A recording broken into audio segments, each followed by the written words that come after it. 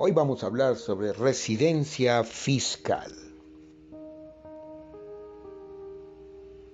Para personas naturales, nacionales o extranjeras se aplica el concepto residencia fiscal, siempre que esta clase de personas sean consideradas como residentes.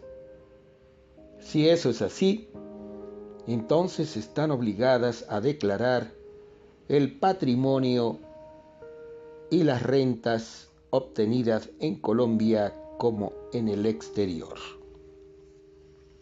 Pues bien, se habla de residente fiscal respecto a la permanencia en el país. La persona debe permanecer en Colombia de manera continua o discontinua por más de 183 días calendario durante un periodo de 365 días calendarios consecutivos. Se incluyen los días de entrada y salida de la persona. La persona natural es residente fiscal si su cónyuge o compañero permanente no separado legalmente o los hijos dependientes menores de edad tienen residencia fiscal en Colombia, o el 50% o más de sus ingresos son de fuente nacional, es decir, obtenidos en Colombia, o el 50% o más de sus bienes son administrados en Colombia, o el 50% o más de sus activos se entienden poseídos en Colombia, o cuando esa persona no acredita su condición de residente en el exterior, esto para efectos tributarios, o si esa persona tiene residencia fiscal también en una jurisdicción calificada por el gobierno colombiano como un paraíso fiscal. Y a este punto, cuando llegamos a establecer si una persona está relacionada con paraísos fiscales,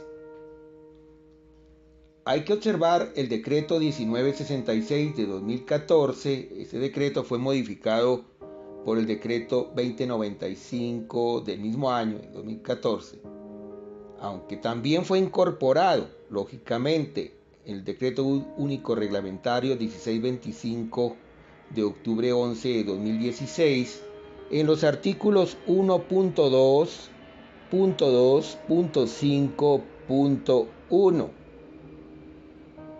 y allí se incluyó un listado de países y territorios que para Colombia se consideran paraísos fiscales, es decir, jurisdicciones no cooperantes. Y entre ellas se encuentran una lista de 37 países.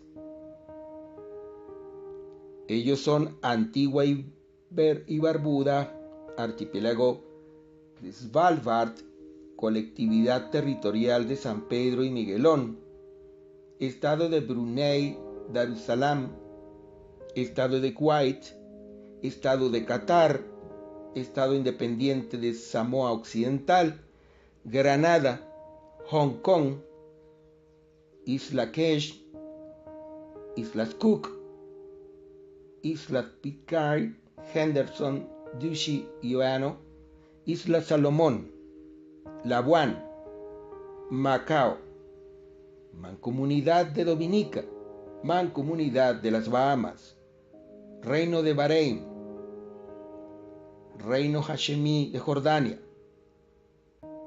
República Cooperativa de Guyana, República de Angola, República de Cabo Verde, República de las Islas Marshall, República de Liberia, República de Maldivas, República de Mauricio, República de Nauru, República de Seychelles, República de Trinidad y Tobago, República de Vanuatu, República de Yemen, República Libanesa, San Kitts y Nevis, San Vicente y las Granadinas, Santa Elena, Ascensión y Tristán de Cunha, Santa Lucía y Sultanía de Omán.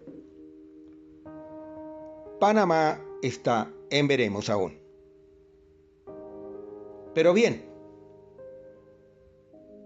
surge la pregunta: ¿quiénes no son entonces residentes fiscales? Para el caso, por ejemplo, de un colombiano. Ese colombiano no es residente si el 50% o más de sus ingresos anuales tienen su fuente en la jurisdicción en la cual posee su domicilio. Es decir, que en este caso esté fuera del país. O que el 50% o más de sus activos se encuentren localizados en la jurisdicción en la cual tenga su domicilio. Es decir, que esté fuera del país. Finalmente surge la pregunta: ¿cuáles bienes se entienden como poseídos en Colombia? Pues los derechos sobre bienes corporales e incorporales que se encuentren ubicados en Colombia o que se exploten en Colombia, o las acciones y derechos que se tienen sobre entidades colombianas,